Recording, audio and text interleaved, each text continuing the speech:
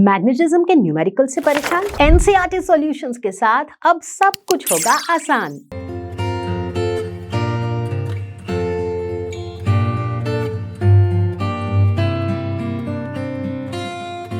Hello everyone, मुझे उम्मीद है कि आप सभी अच्छे होंगे और आज मैं लेकर आई हूँ class 12 physics magnetism and matter NCERT solutions का वन शॉट वीडियो।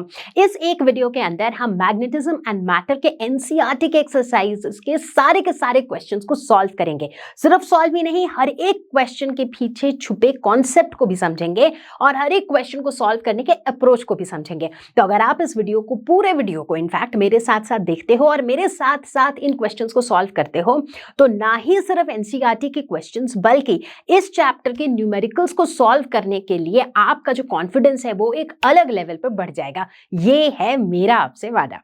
तो चलो भाई, मेरे साथ जुड़े रहो इस वीडियो के एंड तक और अपने कॉन्सेप्ट्स को करो क्रिस्टल क्लियर। तो मैं हूं Roshni from Learno hub, the free learning platform, जहां पर आप पढ़ सकते हो फिजिक्स, केमिस्ट्री, मैथ्स, बायोलॉजी, सब कुछ absolutely for free only at learnohub.com। तैयार हैं सभी लोग? Let's get started.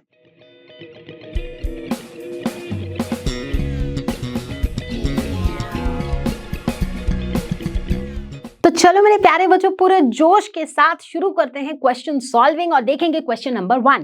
बट इससे पहले कि हम क्वेश्चन नंबर 1 को पढ़ना शुरू करें, मैं चाहती हूं कि आप सभी लोग अपनी कॉपी और पेन के साथ इस वीडियो को देखना शुरू करो, क्योंकि इस वीडियो के अंदर देखना काफी नहीं होगा। बार बार मैं यही बात कहती रहती हूं, क्योंकि फिजिक्स के न्यूमेरिकल्स में अगर आपको सच में अपना कॉन्फिडेंस बिल्ड करना है, अपने कॉन्सेप्ट्स बिल्ड करने हैं, तो सिर्फ वीडियोस देख के, सिर्फ कॉन्सेप्ट सुन के काम नहीं बनेगा। आपको उन क्वेश्चंस को खुद से सॉल्व भी करना पड़ेगा। ठीक है, तो चलो इसी के साथ मुझे बताओ कितने बच्चे हैं यहाँ पर आज जो ये सारे के सारे 7 क्वेश्चंस, वैसे भी इस चैप्टर में सिर्फ 7 क्वेश्चंस हैं यार, ज्यादा क्वेश्चंस तो है भी नहीं, तो ये सारे के सारे 7 क्वेश्चंस आप मेरे साथ साथ आज ही सॉल्व करोगे। चलो फटाफट से मुझे ये प्रॉमिस करो and let me know in the comments में डालो। ठीक है, चलो देखते हैं पहला क्वेश्चन कहता है, a short bar magnet placed with its axis at 30 degree with a uniform external magnetic field। मतलब एक मैग्नेटिक फील्ड है कुछ इस तरीके से, लेट्स से, ठीक है, और इस मैग्नेटिक फील्ड में, लेट्स से, ये मैग्नेटिक फील्ड को हम ऐसे डिनोट करते हैं। ठीक है, हमारे पास क्या है, एक बार मैग्नेट है जिसका एक्सिस 30 डिग्री पर अलाइंड है। मतलब मान लो कि कुछ इस तरीके से एक बार मैग्नेट है, तो इसका जो ये एंगल है, दिस एंगल इज 30 डिग्री। ठीक है, हमें क्या निकालना है, it experiences a torque of magnitude 4.5 into 10 to the power -2 joules. मतलब इस बार मैग्नेट को, ये जो हमारा बार मैग्नेट है, इस बार मैग्नेट को जब हमने इस मैग्नेटिक फील्ड पे डाला तो ये क्या एक्सपीरियंस कर रहा है, ये एक्सपीरियंस कर रहा है एक टॉर्क जिसकी वैल्यू है 4.5 into 10 to the power -2 joules. Torque क्या करता है, रोटेशन करवाता है, राइट।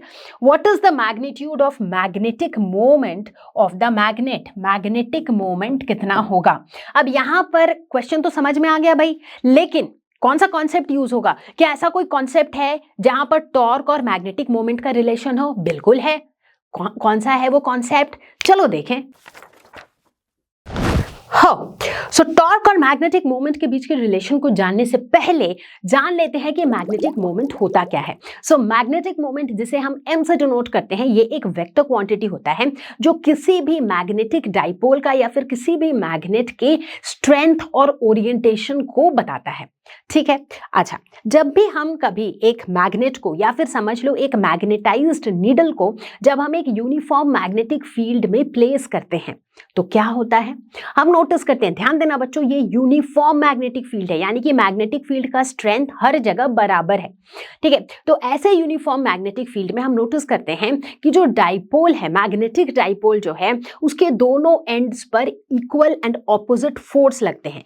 इधर अगर ऐसे लग रहा है फोर्स तो इधर ऐसे लगेगा फोर्स, राइट। अब चूंकि इक्वल एंड ऑपोजिट फोर्सेस है तो नेट फोर्स कितना हो गया, 0, राइट। सो नेट फोर्स इस पे 0 लगेगा। लेकिन मजेदार बात यह है कि भाई अगर इस एंड पे फोर्स इधर है, इस एंड पे फोर्स इधर है, तो इवेंचुअली क्या हो रहा है, ये यूं रोटेट हो रहा है, क्योंकि इधर जो फोर्स है वो इसको इधर पुश कर रहा है, इधर जो फोर्स है वो इसे इधर पुश कर रहा है। सो इवेंचुअली ये रोटेट हो रहा है, यानी कि यहाँ पर नेट फोर्स तो 0 है, लेकिन यहाँ पर नेट टॉर्क प्रेजेंट है, टॉर्क की वजह से होता है रोटेशन। तो इस टॉर्क को कैसे कैलकुलेट करते हैं? Torque is equal to m cross b, cross product.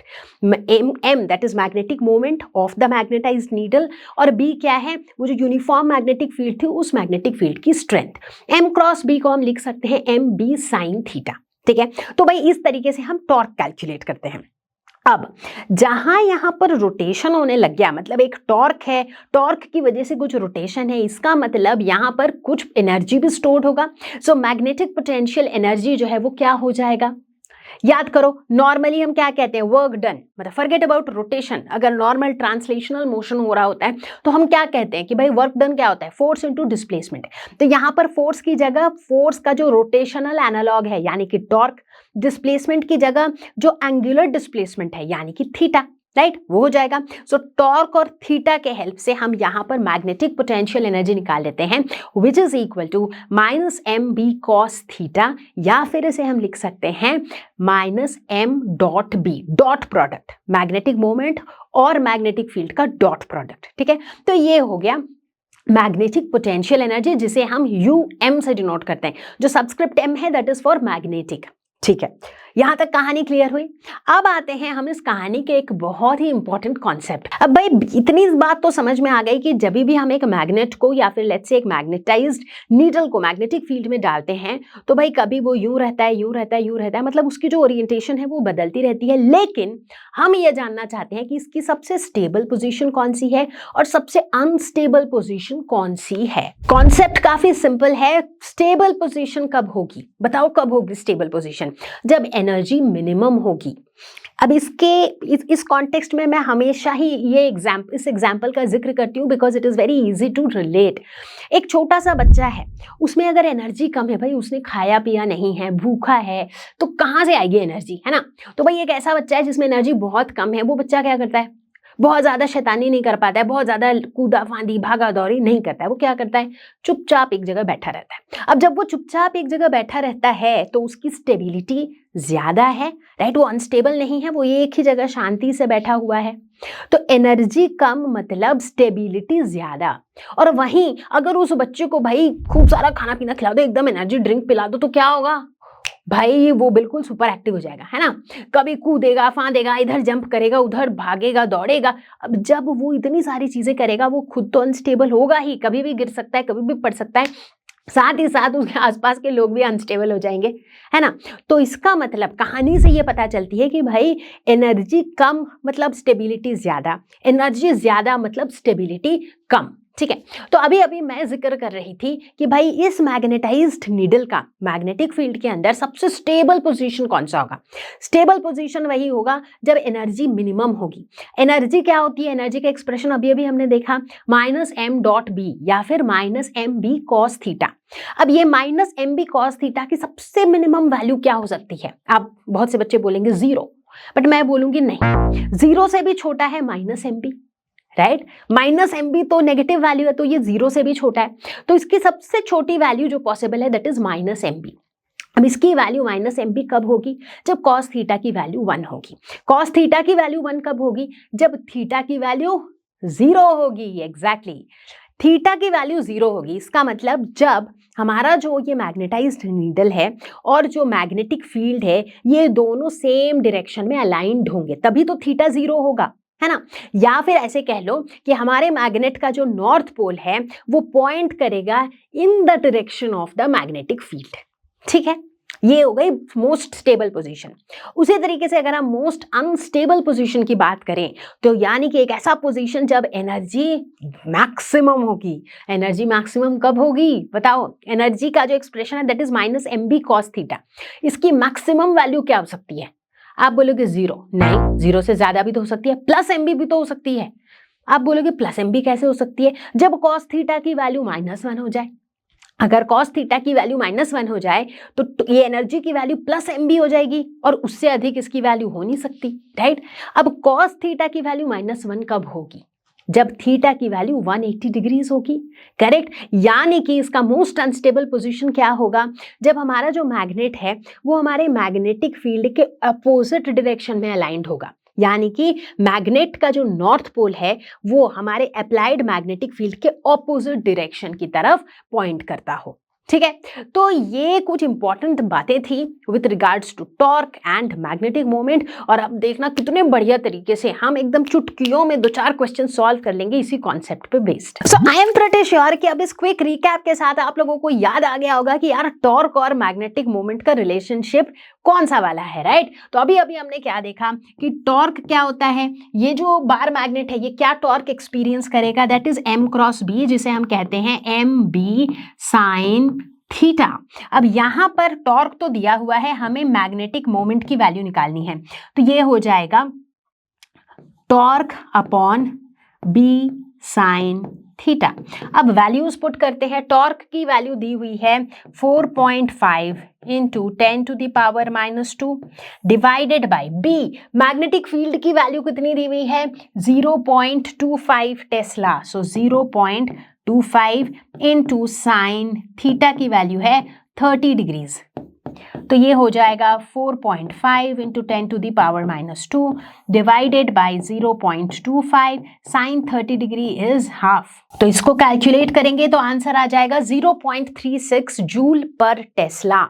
ठीक है, जूल पर टेस्ला क्यों, क्योंकि देखो मैग्नेटिक मोमेंट क्या है, टॉर्क, टॉर्क का यूनिट है जूल, राइट, नीचे क्या है मैग्नेटिक फील्ड जो कि है टेस्ला, सो जूल पर टेस्ला। ठीक है, तो आंसर आ गया। और यस, बिलीव मी और नॉट, बट ये क्वेश्चन इतना ही आसान था। सो अगर आपको ये रिलेशनशिप पता है तो ये क्वेश्चन चुटकियों में आप कर लोगे solve. And let me also tell you कि इस तरह के क्वेश्चंस भी पूछे जाते हैं, बट बहुत बार बच्चे ऐसी बेसिक चीजों में भी फंस जाते हैं, राइट, बट आप नहीं फंसोगे। तो मेरे प्यारे बच्चों चलो आगे बढ़ेंगे और देखेंगे क्वेश्चन नंबर 2। क्वेश्चन क्या कह रहा है, a short bar magnet of magnetic moment m is equal to 0.32 joule per tesla. ठीक है भाई, मैग्नेटिक मोमेंट की वैल्यू दी हुई है, is placed in a uniform magnetic field of 0.15 tesla. तो यानी कि मैग्नेटिक मोमेंट की वैल्यू भी दी हुई है और मैग्नेटिक फील्ड की वैल्यू भी दी हुई है 0.15 Tesla. If the bar is free to rotate in the plane of the field, which orientation would correspond to its stable and unstable equilibrium? अब जाहिर सी बात है यार कि अगर आप एक बार मैग्नेट लोगे और उसको अगर आप एक यूनिफॉर्म मैग्नेटिक फील्ड में डालोगे तो क्या होगा, थोड़ी देर पहले हमने रिकैप में देखा था, क्या होगा उस केस में, ये जो है रोटेट करेगा, नेट फोर्स तो जीरो होगा बट इस पे नेट टॉर्क एक्ट करेगा और नेट टॉर्क के एक्ट करने की वजह से ये रोटेट करेगा। ठीक है, अच्छा, इसका जो स्टेबल पोजीशन होगा, सबसे पहले बात करेंगे स्टेबल पोजीशन की। स्टेबल पोजीशन का मतलब ही क्या है, ऐसा पोजीशन जहां पर एनर्जी की जो वैल्यू है वो मिनिमम हो, क्योंकि एनर्जी जितना कम स्टेबिलिटी उतनी ज्यादा, राइट। स्टेबिलिटी ज्यादा का मतलब है कि वो जो बार मैग्नेट है वो उस पोजीशन में रहना चाहेगा, उसको अगर आप डिस्प्लेस करके दूसरे पोजीशन पे भी लेके जाओगे it will still want to come to that stable position. ठीक है, अब सवाल ये उठता है कि ये एनर्जी मिनिमम कब होती है। थोड़ी देर पहले हमने पढ़ा था कि मैग्नेटिक पोटेंशियल एनर्जी जो होता है that is equal to -m.b, जिसको हम लिख सकते हैं -mb cos थीटा, राइट। तो यानी कि u मिनिमम जो है ये कितनी होगी, या u मिनिमम कब होगी, जब इसकी वैल्यू -mb होगी, यानी कि u मिनिमम वैल्यू जो है दैट विल बी -mb, ये हो जाएगी मिनिमम एनर्जी की वैल्यू, राइट। और ये वैल्यू कब होगी, जब थीटा की वैल्यू कितनी होगी, जब कॉस थीटा की वैल्यू 1 होगी, यानी कि जब थीटा की वैल्यू 0 डिग्री होगी। ठीक है, तो सवाल पूछ रहा है कि which orientation would correspond to it stable equilibrium. So कौन सा ओरिएंटेशन हुआ ये, therefore when theta is equal to 0 degree, यानी कि when north pole points in the direction of magnetic field। ठीक है, तो ये जो ओरिएंटेशन है जब थीटा की वैल्यू 0 डिग्री है, यानी कि मैग्नेट का जो नॉर्थ पोल है वो हमारे अप्लाइड यूनिफॉर्म मैग्नेटिक फील्ड के डायरेक्शन में है, that corresponds to the stable position या फिर स्टेबल इक्विलिब्रियम। ठीक है, तो ये तो ओरिएंटेशन हमने आंसर कर दिया। साथ ही साथ पूछा गया है what is the potential energy of the magnet in each case. तो इस केस में जो पोटेंशियल एनर्जी होगी that will be the minimum potential energy which is minus M की वैल्यू कितनी है 0.32 इंटू बी की वैल्यू है 0.15। तो यहां पर ये वैल्यू कितनी आ गई -4.8 into 10 to the power -2 joules. तो यानी कि जब हम बात कर रहे हैं स्टेबल इक्विलिब्रियम की, तो स्टेबल इक्विलिब्रियम किस ओरिएंटेशन में होगा जब थीटा की वैल्यू 0 डिग्री होगी और उस समय मिनिमम पोटेंशियल एनर्जी की वैल्यू कितनी होगी -4.8 into 10 to the power -2 joules. I hope इसमें कोई डाउट नहीं है। ठीक है, तो चलो अब बात करते हैं सेकेंड पार्ट की, जहां पर हम बात करने वाले हैं अनस्टेबल इक्विलिब्रियम की। अब भाई अनस्टेबल इक्विलिब्रियम कब होगा, अनस्टेबिलिटी कब होती है, स्टेबिलिटी बहुत कम कब होती है, जब एनर्जी बहुत ज्यादा होती है।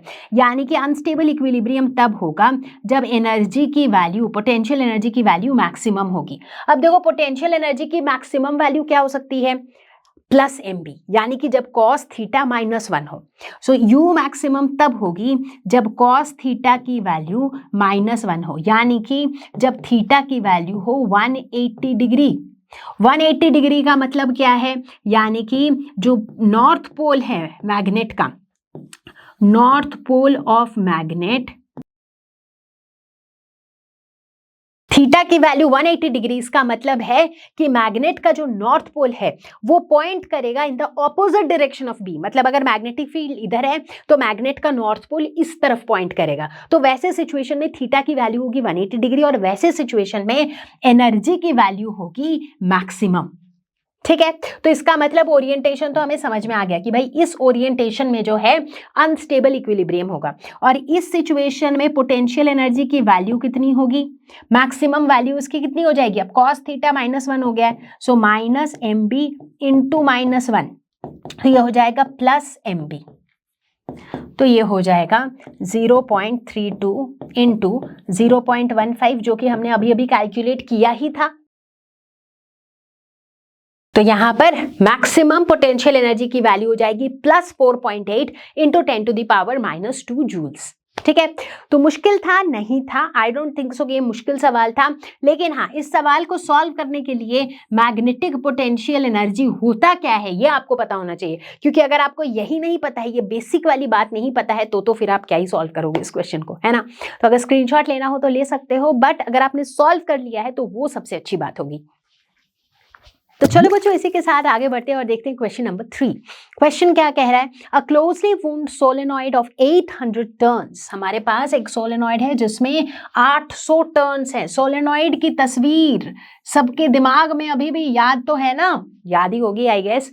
ठीक है, इसका एरिया ऑफ क्रॉस सेक्शन है 2.5 into 10 to the power -4 metre square, carries a current of 3 ampere. ठीक है भाई, इसके नंबर ऑफ टर्न्स दिए हुए हैं, एरिया दिया हुआ है, क्या क्या दिया हुआ है, नंबर ऑफ टर्न्स दिए हुए हैं 800, एरिया दिया हुआ है कितना 2.5 into 10 to the power -4 metre square, current दिया हुआ है कितना 3 एम्पियर। ठीक है, बहुत सी चीजें दी हुई हैं। Explain the sense in which the solenoid acts like a bar magnet. ये सोलेनॉइड बार मैग्नेट की तरह काम करता है, करता तो है। What is its associated magnetic moment? तो मतलब हमें इसका मैग्नेटिक मोमेंट कैलकुलेट करना है, ये क्वेश्चन का एक पार्ट है। दूसरा पार्ट ये है कि भाई सोलेनॉइड किस तरीके से, किस सेंस में सोलेनॉइड एक बार मैग्नेट की तरह बिहेव करता है। तो चलो फटाफट से ले लेते हैं एक क्विक रिकैप कि भाई सोलेनॉइड का मैग्नेटिक फील्ड या मैग्नेटिक मोमेंट हम निकालते कैसे थे। अगर magnetic field of a solenoid की बात करें तो यहां पर एक कंपैरिजन देख लेते हैं। एक तरफ है एक सोलेनॉइड और उसके मैग्नेटिक फील्ड लाइंस, दूसरी तरफ है एक बार मैग्नेट और उसके मैग्नेटिक फील्ड लाइंस जो कि नॉर्थ से निकल के साउथ की तरफ जा रहे हैं। अब इन दोनों पैटर्न को जब हम देखते हैं तो हमें क्या बहुत ज्यादा सिमिलैरिटी देखने को नहीं मिलती है? बिल्कुल मिलती है।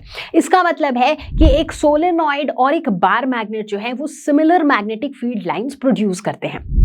एक सोलेनॉइड की अगर बात करें करें तो सोलेनॉइड होता क्या है, ये basically tightly wound coil of wire है, मतलब एक वायर को आप यू काफी क्लोजली स्पेस्ड टर्न्स में वुंड कर रहे हो टाइटली, तो दैट मेक्स अ सोलेनॉइड। तो यानी कि सोलेनॉइड के व्यू को अगर थोड़ा सा यूं घुमा लो तो क्या है, एक एक टर्न जो है वो एक एक सर्कुलर लूप है। तो हम ऐसा भी मान सकते हैं कि एक सोलेनॉइड मतलब बहुत सारे ऐसे सर्कुलर लूप्स जिनको साथ में स्टैक कर दिया गया हो, 1 2 3 4 एंड सो ऑन। तो बहुत सारे सर्कुलर लूप्स जिनको स्टैक कर दिया गया हो। सो इन अ वे हम ये भी कह सकते हैं कि अगर एक बार मैग्नेट है तो हम उस बार मैग्नेट को भी कह सकते हैं कि it is like many circular current carrying loops जिनको स्टैक कर दिया गया हो, राइट।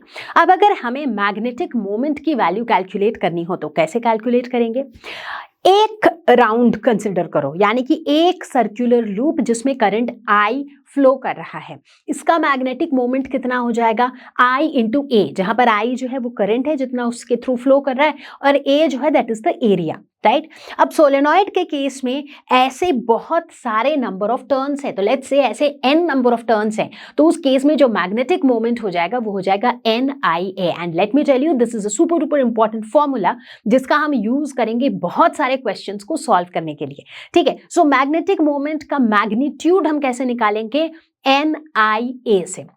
लेकिन अगर बात हो इसकी डायरेक्शन की तो मैग्नेटिक मोमेंट जो वेक्टर है it is always perpendicular to the plane of the loop, perpendicular to the plane of the loop. कौन सा लूप, ये जो सर्कुलर लूप है, इस सर्कुलर लूप के परपेंडिकुलर होता है मैग्नेटिक मोमेंट का डायरेक्शन। कैसे, हम लगाते हैं राइट हैंड रूल। अपना राइट हैंड ले लो, अपने पूरे पाम को टर्न करो in the direction of current. अब इस सर्कुलर लूप में करंट अगर इस डायरेक्शन में फ्लो कर रहा है तो आप अपने पाम को यूं करो, टर्न करो या कर्ल करो। जो थंब है it gives the direction of magnetic moment, ठीक है। सो थंब से हमें मैग्नेटिक मोमेंट का डायरेक्शन पता चलता है। अब खुद ही देख लो कि भाई अगर ये प्लेन है, right, plane of the loop में ही तो करंट है ना, तो ये जो है, जो थंब जो है that is perpendicular to the plane of the loop, right. Very very simple. तो इस तरीके से कैलकुलेट करते हैं हम मैग्नेटिक मोमेंट। तो भाई आफ्टर दिस क्विक रिकैप एक चीज तो बिल्कुल आसान हो गई है कि भाई मैग्नेटिक मोमेंट निकालना यहाँ पर सुपर डुपर इजी है, क्योंकि मैग्नेटिक मोमेंट क्या होता है, NIA, जहां पर N जो है वो नंबर ऑफ टर्न्स है, I करंट है जो कि दिया हुआ है, और A भी दिया हुआ है विच इज 2.5 इंटू 10⁻⁻⁴। तो यहां पर हमारा आंसर आ जाता है 0.60 जूल पर टेस्ला। तो ये तो हमारी मैग्नेटिक मोमेंट का मैग्नीट्यूड निकल के आ गया, ठीक है। तो भाई क्वेश्चन का एक पार्ट तो सॉल्व हो गया। जो दूसरा पार्ट था कि भाई सोलेनॉइड बार मैग्नेट की तरह काम करता है, भाई वो तो हमने अभी अभी देखा ही। सोलेनॉइड के मैग्नेटिक फील्ड लाइंस को अगर हम देखें और अगर हम एक बार मैग्नेट से निकलते हुए मैग्नेटिक फील्ड लाइंस को देखें तो हमें क्या दिखता है, दोनों सिमिलर है। सो दैट मीन्स हम कह सकते हैं कि एक सोलेनॉइड जो है वो एक बार मैग्नेट की तरह बिहेव बिल्कुल करता है, because they produce similar magnetic field lines, ठीक है। अच्छा, अब अगर हम बात करते हैं इस मैग्नेटिक मोमेंट के डायरेक्शन के बारे में, तो यहाँ पर इस मैग्नेटिक मोमेंट का डायरेक्शन क्या होगा, it will be along the axis of the solenoid. कैसे, हमने पहले ही बताया था राइट हैंड रूल, याद है। अब एक सोलेनॉइड का जो एक एक रिंग है ना, that is like a circular loop, तो उस लूप में अगर करंट यूं फ्लो कर रहा है तो हमारा जो थंब है वो क्या बताता है, वो बताता है मैग्नेटिक मोमेंट का डायरेक्शन, राइट। तो इसका मतलब जो मैग्नेटिक मोमेंट है that is along the axis of the solenoid, मतलब सोलेनॉइड का जो ये एक्सिस है ना, इस एक्सिस के अलोंग यूं perpendicular to the plane of the circular loop, वो हो जाएगा direction of the magnetic moment. तो चलो आगे बढ़ते हैं, देखते हैं क्वेश्चन नंबर 4। इस क्वेश्चन में बोला गया है कि if the solenoid in exercise 5.3, मतलब पिछले क्वेश्चन में जो सोलेनॉइड था, अगर उसी सोलेनॉइड को हम कहें कि भाई it is free to turn in the vertical direction and a uniform horizontal magnetic field of 0.25 tesla is applied, मतलब उसी सोलेनॉइड को अब हम लोग एक यूनिफॉर्म मैग्नेटिक फील्ड में लेके गए हैं, ठीक है। तो क्या होगा, एक सोलेनॉइड जो है वो किसकी तरह बिहेव करता है, बार मैग्नेट की तरह। बार मैग्नेट को जब हम यूनिफॉर्म मैग्नेटिक फील्ड में रखते हैं तो क्या होता है, ये टॉर्क एक्सपीरियंस करता है जिसकी वजह से ये रोटेट करता है। तो यहाँ पर भी कुछ वैसी कहानी हो रही है, और इस क्वेश्चन में हमें निकालना है what is the magnitude of torque on the solenoid when its axis makes an angle of 30 degree with the direction of applied field. यानी कि ये हमारा अप्लाइड मैग्नेटिक फील्ड है, लेट अस से ये हमारा अप्लाइड मैग्नेटिक फील्ड है, और वो जो सोलेनॉइड है ना वो कुछ इस तरीके से रोटेट हो रहा है, मतलब कुछ इस तरीके से टिल्टेड है, सच दैट कि सोलेनॉइड का जो एक्सिस है that makes an angle of 30 degree, ये जो एंगल है that is 30 degree with the magnetic field. ठीक है, हमने थोड़ी ही देर पहले जब रिकैप लिया था तो हमने क्या देखा था कि भाई एक बार मैग्नेट को यूनिफॉर्म मैग्नेटिक फील्ड में डाल देते हैं तो नेट फोर्स तो जीरो होता है, लेकिन नेट टॉर्क नॉन जीरो होता है, और उस नेट टॉर्क की वजह से ही वो रोटेट करता है, और उस टॉर्क की वैल्यू कितनी होती है, m cross b, that is mb sine theta. ठीक है, अब देखो यहां पर m की वैल्यू क्या होगी, b की वैल्यू क्या होगी। भाई अब क्वेश्चन में बोला गया है कि भाई पिछले क्वेश्चन के सोलेनॉइड की ही बात हो रही है, यानी कि सोलेनॉइड के m का जो वैल्यू है वो भी हम पिछले क्वेश्चन से लेंगे। पिछले क्वेश्चन में हमने सोलेनॉइड का मैग्नेटिक मोमेंट कैलकुलेट किया था और वो वैल्यू थी 0.60 जूल पर टेस्ला। ठीक है, अच्छा मैग्नेटिक फील्ड की वैल्यू कितनी दी हुई है यहाँ पर 0.25 टेस्ला, थीटा की वैल्यू कितनी दी हुई है 30 डिग्रीज। तो भाई ये सारी हमारी गिवन वैल्यूज हैं, and as we solve this question मैं एक बहुत इंपॉर्टेंट बात डिस्कस करना चाहूंगी आप सभी के साथ, and that is answer sheet presentation tips. जब हम एग्जाम में अपने आंसर शीट को लिख रहे होते हैं तो आप उस आंसर को प्रेजेंट कैसे कर रहे हो, that plays a very very very crucial role, क्योंकि जो भी एग्जामिनर आपके कॉपी को चेक कर रहा होता है, आपका प्रेजेंटेशन जो है ना that builds an impression on the examiner, right. अगर आप एक से कुछ इधर लिखा है, कुछ उधर लिखा है, कुछ घोच के लिखा है, काट के लिखा है, ऐसे आपने अगर प्रेजेंट किया है तो मतलब ऑब्वियसली वो एक नेगेटिव माइंडसेट के साथ ही आपके पेपर को चेक करता है। लेकिन वही अगर आप एकदम स्टेप बाय स्टेप नीटली अगर चीज़ों को प्रेजेंट करते हो, उससे एक बहुत ही पॉजिटिव इंप्रेशन आता है और आपके chances of scoring high increases. ठीक है, तो जैसे यहाँ पर जैसे फिजिक्स के क्वेश्चंस में, न्यूमेरिकल्स में स्पेशली, सबसे पहले जो जो वैल्यूज दी हुई है ना उनको आप लिस्ट डाउन कर लो, इससे गलतियां भी कम होती है। इससे ना जब आप देखते हो गिवन वैल्यूज ये, तो आपका दिमाग भी बेटर काम करता है कि यार कौन से कॉन्सेप्ट का यूज करें या कौन से फॉर्मूला का यूज करें। ठीक है, अच्छा अब देखो यहाँ पर आप m की वैल्यू डाल दोगे 0.60, b की वैल्यू डाल दोगे 0.25, sine 30 degree is 1/2, 7.5 into 10⁻⁻² joules. ठीक है, तो कुछ इस तरीके से जो है हम लोग कैलकुलेट करते हैं। These are direct formula based questions, तो बहुत ज़्यादा दिमाग लगाने की ज़रूरत है नहीं। अगर आपको बेसिक कॉन्सेप्ट्स पता है, बेसिक फॉर्मूला पता है, तो आप फटाफट से इनको सॉल्व कर सकते हो। तो इसी के साथ बच्चों हम आ पहुंचे हैं क्वेश्चन नंबर 5 पे, और क्वेश्चन कह रहा है a bar magnet of magnetic moment 1.5 joule per tesla lies aligned with the direction of a uniform magnetic field of 0.22 Tesla. यानी कि हमारे पास लेट अस से एक बार मैग्नेट है कुछ इस तरीके से। ठीक है, लेट्स से ये इसका साउथ है, ये इसका नॉर्थ है। अब ये बात, छोटी सी बात आप हमेशा ध्यान रखना बच्चों कि कोई भी बार मैग्नेट का जो मैग्नेटिक मोमेंट होता है ना that is always from south to north, इस डायरेक्शन में होता है इसका मैग्नेटिक मोमेंट। ठीक है, ये बात हमको याद है। अच्छा, अब ये this is aligned with the direction of a uniform magnetic field. तो ये कह रहा है कि भाई यूनिफॉर्म मैग्नेटिक फील्ड जो है ना वो भी इसी डायरेक्शन में है, तो ये मैग्नेटिक फील्ड का डायरेक्शन है। तो ये हमारी इनिशियल सिचुएशन है। ठीक, तो इनिशियल सिचुएशन क्या है कि जो हमारी मैग्नेट है वो मैग्नेटिक फील्ड के डायरेक्शन में है। अच्छा, फर्स्ट पार्ट में what is the amount of work required by an external torque to turn the magnet so as to align its magnetic moment normal to the field direction and opposite to the field direction. मतलब अगर हम चाहते हैं कि भाई इस magnet का जो मैग्नेटिक मोमेंट है वो मैग्नेटिक फील्ड के परपेंडिकुलर हो जाए, तो उसको उतना रोटेट करने के लिए कितना काम करना पड़ेगा। सेकेंड सिचुएशन में सच दैट ये मैग्नेट का जो मैग्नेटिक मोमेंट है वो मैग्नेटिक फील्ड के साथ 180 डिग्री पे हो जाए, उसके लिए हमें कितना काम करना पड़ेगा। ठीक है, तो दोनों सिचुएशन को यहाँ पर लिख लेते हैं। सिचुएशन नंबर ए में हम क्या चाहते हैं, हम चाहते हैं कि भाई मैग्नेटिक फील्ड का डायरेक्शन तो ऐसा ही है, राइट, बट हम क्या चाह रहे हैं कि हमारा जो मैग्नेट है ना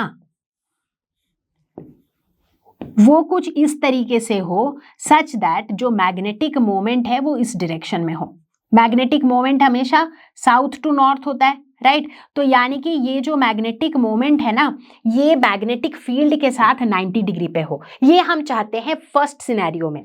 सेकेंड सिनेरियो में हम क्या चाहते हैं? सेकेंड सिनेरियो में हम चाहते हैं कि भाई हमारा मैग्नेटिक फील्ड तो इसी तरफ है, मैग्नेटिक फील्ड हर समय सेम ही है, हम सिर्फ मैग्नेट को रोटेट कर रहे हैं। इस सिचुएशन में हम चाहते हैं कि हमने अपने मैग्नेट को कुछ इस तरीके से रोटेट कर दिया कि साउथ इधर है और नॉर्थ इधर है, यानी कि जो हमारा मैग्नेटिक मोमेंट है ना वो इस डायरेक्शन में है, साउथ टू नॉर्थ। तो यानी कि मैग्नेटिक मोमेंट और मैग्नेटिक फील्ड ये दोनों एग्जैक्टली ऑपोजिट डायरेक्शन में है, यानी कि इस सिचुएशन में हमारी थीटा की वैल्यू कितनी है? 180 डिग्री है। इस सिचुएशन में हमारे थीटा की वैल्यू कितनी है? 90 डिग्री है। ठीक है, तो अब समझ में आ गया दोनों सिचुएशन। ठीक है, अब हमें क्या निकालना है? हमें निकालना है वर्क डन। ठीक है, हमने क्या पढ़ा है? हमने पहले ही पढ़ा है वर्क डन क्या होगा। अब जैसे टॉर्क होने की वजह से उसमें जो एनर्जी स्टोर्ड है, जो मैग्नेटिक पोटेंशियल एनर्जी है, that is the work done. अगर हमको टॉर्क को काउंटर एक्ट करना है तो that is the work done. तो यहाँ पर जो वर्क डन हो जाएगा वो कितना हो जाएगा? जितना चेंज इन पोटेंशियल एनर्जी है, मतलब इनिशियली जितनी पोटेंशियल एनर्जी थी, बाद में जितनी पोटेंशियल एनर्जी है, इन दोनों का जो डिफरेंस है that is the work done. तो यानी कि इस सिचुएशन में अब हमें क्या पता है? पोटेंशियल एनर्जी क्या होती है? माइनस एम डॉट बी, यानी कि minus M B cos theta. तो यहाँ पर वर्क डन क्या हो जाएगा? Final potential energy minus initial potential energy. ठीक है, पोटेंशियल एनर्जी होती है minus M B cos theta two. Final theta two कितना है? यहाँ पर final theta two is 90 degree, minus M B minus of minus, तो ये हो जाएगा plus M B cos theta 1। ठीक है, तो ये हो जाएगा माइनस एम बी, अंदर हो जाएगा कॉस थीटा 2। अब थीटा 2 बाद में थीटा कितना हो रहा है? 90 डिग्री जो है वो थीटा 2 हो जाएगी, तो ये हो जाएगा cos 90 degree minus cos theta 1। Initially जो थीटा की वैल्यू थी वही थीटा 1 हो जाएगा, राइट। इनिशियली थीटा की वैल्यू कितनी थी? थीटा 1 की वैल्यू थी 0 डिग्री, क्योंकि दोनों सेम डायरेक्शन में अलाइंड थे। तो ये हो जाएगा माइनस कॉस 0 डिग्री। कॉस 90 की वैल्यू होती है 0, तो ये तो हो गया 0, ये वाला टर्म 0 हो गया। कॉस 0 की वैल्यू होती है 1, तो ये हो गया m इंटू बी। m की वैल्यू कितनी दी हुई है यहाँ पर? 1.5। b की वैल्यू दी हुई है 0.22। तो यहाँ पर जो वर्क डन की वैल्यू निकल के आ गई दैट इज 0.33 जूल्स। तो इतना हो गया हमारा वर्क डन। ठीक है, साथ ही साथ क्वेश्चन के सेकंड पार्ट में बोला गया है what is the torque on the magnet in cases 1 and 2। मतलब इन सिचुएशंस में हमें टॉर्क की वैल्यू भी निकालनी है। ठीक है, चलो निकाल लेते हैं लगे हाथ। अब देखो टॉर्क क्या होता है? टॉर्क होता है m cross b, that is M B sine theta, right. तो यहाँ पर M B sine theta, theta की वैल्यू कितनी है यहाँ पे? 90 डिग्री है, तो ये हो जाएगा साइन 90 डिग्री। साइन 90 होता है 1, तो टॉर्क की वैल्यू हो जाएगी कितनी? m into B. अब m इंटू बी तो हमने यहाँ भी कैलकुलेट किया था, तो यहाँ भी करेंगे तो ये हो जाएगा 0.33 न्यूटन मीटर। ठीक है, तो इस तरीके से टॉर्क भी निकल गया और यहाँ पर वर्क डन भी निकल गया। ठीक है, तो ये कंप्लीट हुआ हमारा फर्स्ट पार्ट। अब हम देखेंगे सेकंड पार्ट, जहां पर हम चाहते हैं कि भाई इस मैग्नेट को कुछ इस कदर रोटेट करो कि मैग्नेट के मैग्नेटिक मोमेंट और मैग्नेटिक फील्ड के बीच में 180 डिग्रीज हो। तो चलो भाई इस सेकंड सिनेरियो के लिए वर्क डन निकालते हैं। तो वर्क डन कितना हो जाएगा? Minus m into b cos theta 2 minus cos theta 1, right. मतलब final potential energy minus initial potential energy. अब यहाँ पर फाइनल पोटेंशियल एनर्जी तो ये है, यानी कि थीटा 2 की वैल्यू हो जाएगी 180 डिग्री। इनिशियल थीटा की वैल्यू तो अभी भी 0 डिग्री है, राइट, क्योंकि ये बोला जा रहा है कि अगर इस इनिशियल सिचुएशन से हमको 180 डिग्री पे लेके जाना है तो कितना वर्क डन होगा, राइट। तो ये हो जाएगा माइनस एम इंटू बी, अंदर हो जाएगा cos 180 degree minus cos 0 degree. Cos 180 degree की वैल्यू हो जाएगी -1, कॉस 0 डिग्री की 1, तो ये हो गई -2 into -1 that is 2 into M B. M B की वैल्यू तो भाई हमने पहले भी कैलकुलेट कर रखी है विच इज 0.33, तो यहाँ पर 2 इंटू 0.33 कर देते हैं, तो ये आ गया 0.66 जूल्स। तो ये हो जाएगा वर्क डन। ठीक है, तो वर्क डन में कोई डाउट नहीं है आई गेस। अब बात करते हैं इसी सेकेंड सिनेरियो के लिए टॉर्क की बात करते हैं। टॉर्क क्या होता है? टॉर्क होता है एम बी साइन थीटा। यहां पर थीटा की वैल्यू है 180 डिग्री, तो यानी कि ये हो जाएगा M B sine 180 degree, right. Sine 180 degree, sine 180 degree की वैल्यू होती है 0, तो इसीलिए ये पूरी की पूरी वैल्यू हो जाएगी 0। तो यहां पर टॉर्क की वैल्यू कितनी हो जाएगी? 0। ठीक है, तो इस तरीके से हम लोग टॉर्क और वर्क डन कैलकुलेट कर सकते हैं। This was a very very important question, क्योंकि इस क्वेश्चन के अंदर कॉन्सेप्ट भी था। क्योंकि बहुत बार जो गलतियां बच्चे करते हैं वो बता देती हूँ एक बार। जैसे वर्क डन निकालना था, अब वर्क डन का जो ये कॉन्सेप्ट है ना कि भाई final potential energy minus initial potential energy, बहुत से बच्चे यहीं पर मार खा जाते हैं। वो ये वाला फिगर आउट ही नहीं कर पाते कि यार वर्क डन निकालना है तो कैसे निकालना है। उनके दिमाग में बस दो ही चीजें घूमती है कि यार इस टॉपिक से रिलेटेड ना अपने को दो ही फॉर्मूला पता है, एक तो टॉर्क का formula M B sine theta, दूसरा पोटेंशियल एनर्जी का formula that is minus M B cos theta. But फॉर्मूले के बीच में नहीं घूमना है, आपको कॉन्सेप्ट के बीच में घूमना है। वर्क डन कितना होगा? इनिशियल एनर्जी जितनी थी, फाइनल एनर्जी जितनी थी, तो उन दोनों का जो डिफरेंस है, उन दोनों एनर्जीज का जो डिफरेंस है, वही तो वर्क डन है, राइट। अगर मान लो किसी भी सिस्टम में पहले एनर्जी कम थी, बाद में एनर्जी ज्यादा थी, इसका मतलब उस सिस्टम के ऊपर कुछ न कुछ काम किया गया है जिसकी वजह से एनर्जी बढ़ी है। ठीक उसी तरीके से अगर पहले एनर्जी ज्यादा थी, बाद में एनर्जी कम हो गई, इसका मतलब उस सिस्टम ने कुछ न कुछ काम किया है जिसके वजह से एनर्जी घट गई है, राइट। तो इसीलिए अगर वर्क डन निकालना है तो it has to be always the difference between the initial and final energies. ठीक है, तो यही था इस क्वेश्चन का सबसे क्रिटिकल कॉन्सेप्ट, जहां पर बच्चे गलती कर सकते हैं लेकिन आप नहीं करोगे।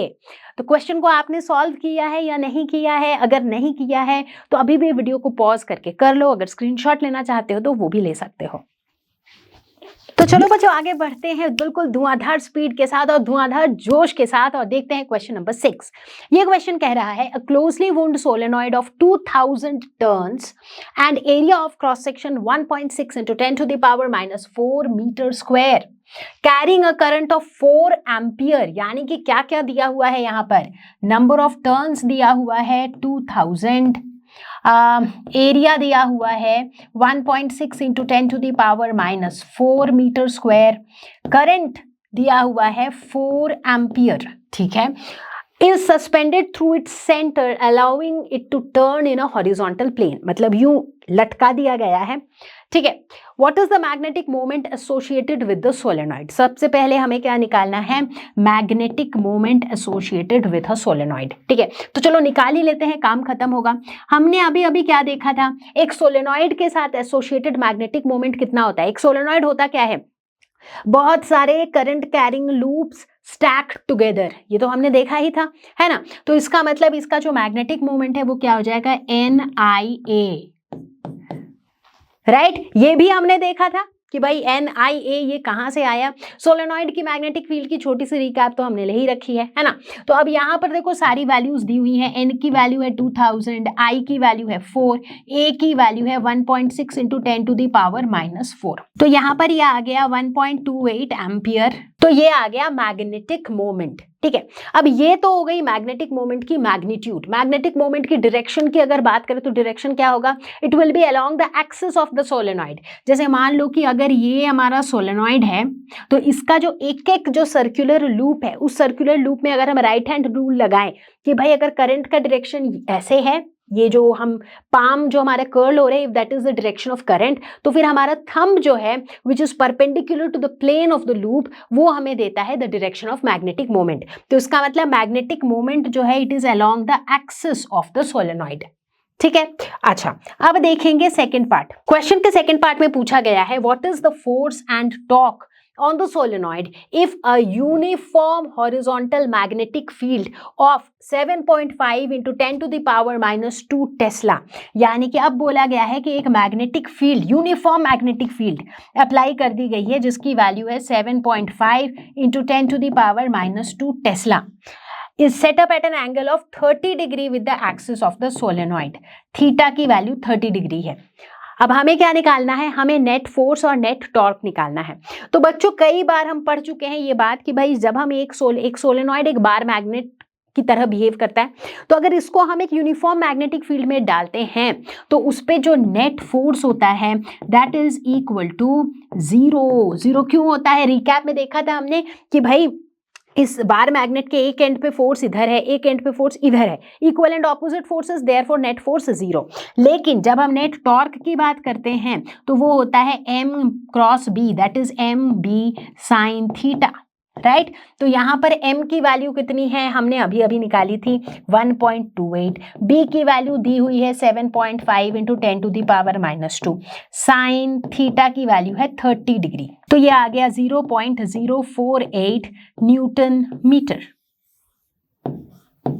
टॉर्क के डायरेक्शन की अगर हम बात करें तो टॉर्क का जो डायरेक्शन होता है that is also along the direction of magnetic moment, that is along the axis of the solenoid. ठीक है, तो सोलेनॉइड के एक्सिस के अलोंग ही इसका मैग्नेटिक मोमेंट भी होगा और इसी एक्सिस के अलोंग टॉर्क भी एक्ट करेगा। ठीक है, तो इस तरीके से हमने निकाल लिया। देखो वही वाले कॉन्सेप्ट्स हैं जो घुमा फिरा के यूज हो रहे हैं, राइट, कि भाई एक मैग्नेट को मैग्नेटिक फील्ड में डाल देंगे तो नेट फोर्स क्या होगा, नेट टॉर्क क्या होगा, उसमें कितनी एनर्जी होगी, राइट। तो वही घुमा फिरा कर वही 2-3 कॉन्सेप्ट्स हैं जिनको घुमा फिरा के अलग अलग तरह के न्यूमेरिकल्स बन सकते हैं। तो चलो फटाफट से मुझे बताओ कि क्या आप लोगों ने इस क्वेश्चन को सॉल्व किया? अगर सॉल्व किया है तो मुझे कमेंट में लिख के बताओ कि क्वेश्चन नंबर 5.6 को कर दिया हमने सॉल्व। ठीक है, तो देख के भी मुझे थोड़ी खुशी मिलेगी, थोड़ी मोटिवेशन आएगी। ठीक है, और अब हम आगे बढ़ेंगे और देखेंगे इस चैप्टर के आखिरी क्वेश्चन को। तो भाई इसी के साथ आप पहुंचे हैं हम लोग इस लेसन के आखिरी क्वेश्चन पे, और क्वेश्चन क्या कह रहा है? A short bar magnet has a magnetic moment of 0.48 joule per tesla. ठीक है, give the direction and magnitude of the magnetic field produced by the magnet at a distance of 10 centimetre from the centre of the magnet on the axis on the equatorial lines. Okay, तो मतलब question कुछ ऐसा कह रहा है कि भाई हमारे पास एक बार मैग्नेट है, लेट्स से ये हमारा बार मैग्नेट है, तो हमें बताना है कि भाई एक कोई पॉइंट P है जो इसके एक्सिस के अलोंग लाई कर रहा है। इस बार मैग्नेट का जो एक्सिस है ना, इस एक्सिस के अलोंग लाई कर रहा है एट सम डिस्टेंस ऑफ कितना दिया हुआ है यहाँ पे 10 सेंटीमीटर। तो इस पॉइंट पर हमें निकालना है magnetic field. Second part of the question कह रहा है कि यार अगर बार मैग्नेट ये है ना, हमें इसके इक्वेटोरियल पॉइंट पे निकालना है, यानी कि नॉर्मल बाइसेक्टर इसका, लेट्स से ये इसका नॉर्मल बाइसेक्टर है, तो यहां पर कोई पॉइंट P है जिसका डिस्टेंस जो है दैट इज 10 सेंटीमीटर। तो हमें इस पॉइंट P पर मैग्नेटिक फील्ड की वैल्यू निकालनी है। ठीक है, तो ये हमारा सवाल है। ठीक है, अब सवाल को सॉल्व कैसे करेंगे उसके लिए चलो लेते हैं फटाफट से एक क्विक रिकैप कि किस तरीके से हम एक्सियल और इक्वेटोरियल फील्ड निकालते हैं फॉर अ बार मैग्नेट। मैंने आपको पहले ही बताया था कि एक सोलेनॉइड और एक बार मैग्नेट काफी सिमिलर होते हैं क्योंकि ये सिमिलर मैग्नेटिक फील्ड्स प्रोड्यूस करते हैं। तो अगर हम axial and equatorial field of a solenoid की बात कर रहे हैं तो it is as good as axial and equatorial field of a bar magnet. तो अगर हमारे पास एक बार मैग्नेट है, कोई एक ऐसा पॉइंट हो जो उस बार मैग्नेट के एक्सिस पर लाई कर रहा हो at some distance, let's say r, तो उस पॉइंट को हम कहते हैं एक्सियल पॉइंट। तो लेट अस से यहां पर P एक ऐसा ही एक्सियल पॉइंट है और इस पॉइंट पर जो मैग्नेटिक फील्ड की वैल्यू होती है दैट इज μ0/4π 2m/r³, जहां पर m is the magnetic moment of the magnet और r जो है that is the distance of the point P from the bar magnet, यानी कि बार मैग्नेट के सेंटर से उस पॉइंट P का डिस्टेंस।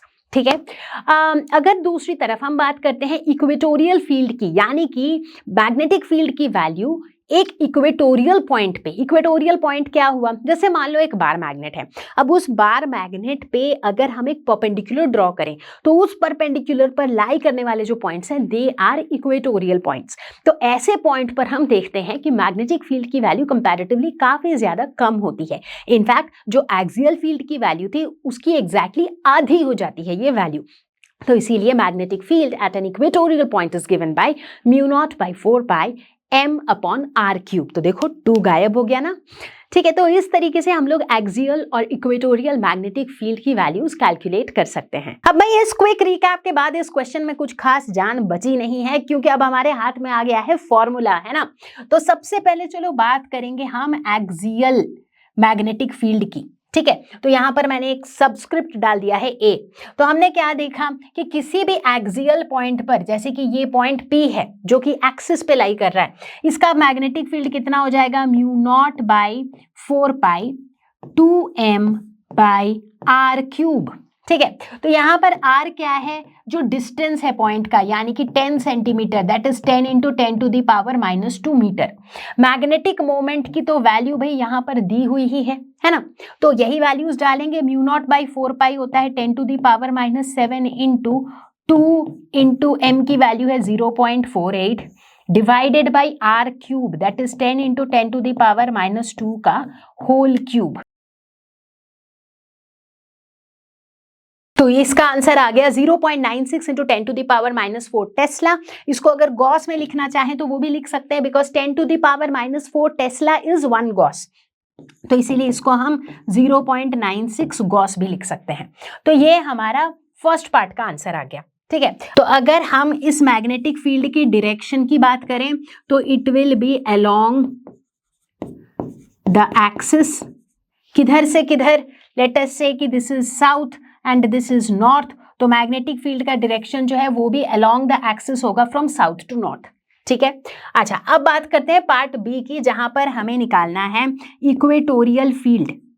ठीक है, सो बी इक्वेटोरियल क्या हो जाएगा, जो एक्सियल मैग्नेटिक फील्ड था उसी का आधा, यानी कि mu naught by 4 pi m upon r cube. भाई पूरी कैलकुलेशन करने की जरूरत ही नहीं है, जो फाइनल आंसर है उसको डिवाइडेड बाई 2 कर दो, तो 0.96 divided by 2 that is equal to 0.48 gauss. तो ये हो जाएगा इक्वेटोरियल पॉइंट पर। अब इक्वेटोरियल पॉइंट पर इसकी डायरेक्शन की अगर हम बात करें तो लेट अस से अगर ये पॉइंट है, ये साउथ है, ये नॉर्थ है, तो इस वाली पॉइंट पर जो बी का डायरेक्शन होगा that will be opposite to the direction of, मतलब साउथ टू नॉर्थ की बजाय ये नॉर्थ टू साउथ होगा। ठीक है, तो इस तरीके से हमने निकाल लिया axial and equatorial magnetic field, और इसी के साथ I think we have solved all the questions that are given in the NCERT exercise. अब जो है पहले पुरानी एनसीईआरटी में इस चैप्टर में ना ढेर सारे क्वेश्चंस थे, बट चूंकि रिवाइज्ड सिलेबस में इस चैप्टर के अंदर से बहुत सारे टॉपिक्स ही गायब हो गए हैं, तो अब जितने भी क्वेश्चंस हैं ना दे जस्ट रिवॉल्व अराउंड 1 और 2 टॉपिक्स। तो इस चैप्टर के क्वेश्चंस को हैंडल करना will be very very easy अगर आप इसके यही 1-2 टॉपिक्स को थोड़ा अच्छे से रिवाइज कर लो, थोड़े अच्छे से इनके कॉन्सेप्ट्स को समझ लो, so I think you will be very easily able to tackle the numericals of this lesson. तो बच्चा पार्टी, इसी के साथ हम आ पहुंचे इस वीडियो के एंड तक, और मुझे पूरी उम्मीद है कि आप सभी अभी तक मेरे साथ जुड़े रहे होंगे और आप लोगों ने हर एक क्वेश्चन को मेरे साथ साथ सॉल्व किया होगा। वैसे तो इस लेसन में सिर्फ 7 क्वेश्चन ही थे, लेकिन अगर आपने इन 7 क्वेश्चंस को भी सॉल्व कर लिया है तो इस चैप्टर के अंदर जितनी भी इंपॉर्टेंट एरियाज है जहां से न्यूमेरिकल्स बन सकते हैं वो सब कुछ आपने टच कर लिया होगा। लेकिन सवाल यही उठता है कि क्या आप लोगों ने मेरे साथ साथ क्वेश्चन सॉल्व किए हैं या फिर हमेशा की तरह सिर्फ वीडियो को देखा है। अब ये तो मुझे तभी पता चलेगा जब आप अपनी एक्सपीरियंस को कमेंट्स में लिखकर बताओगे। साथ ही साथ अपना फीडबैक भी जरूर से शेयर करना, because your feedback as always is very important to us. ठीक है, मैं जल्दी ही आती हूँ अगले चैप्टर के एनसीईआरटी सॉल्यूशंस के साथ, लेकिन तब तक के लिए stay safe, take care, bye bye. Learno Hub एक ऐसा फ्री लर्निंग प्लेटफॉर्म जहां पर आपको मिलते हैं videos, notes,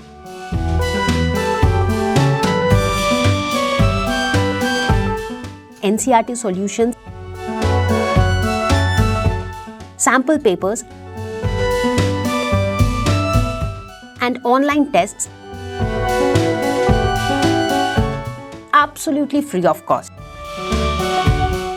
लर्नो hub class 11-12 YouTube channel, अगर आप या आपके जान पहचान का कोई तैयारी कर रहा है नीट या जेईई का, तो हमारे यूट्यूब चैनल पर है लर्नो हब नीट पे जीत, जेईई पे जीत का complete course absolutely for free. इनमें चैप्टर्स की डिटेल्ड एक्सप्लेनेशंस, लाइव क्लासेस, ढेर सारे क्वेश्चंस और प्रीवियस ईयर क्वेश्चंस डिटेल्ड में कवर्ड हैं। और तो और you can ask all your doubts absolutely for free at ask question section of लर्नो hub. हमारा एंड्रॉयड ऐप भी है।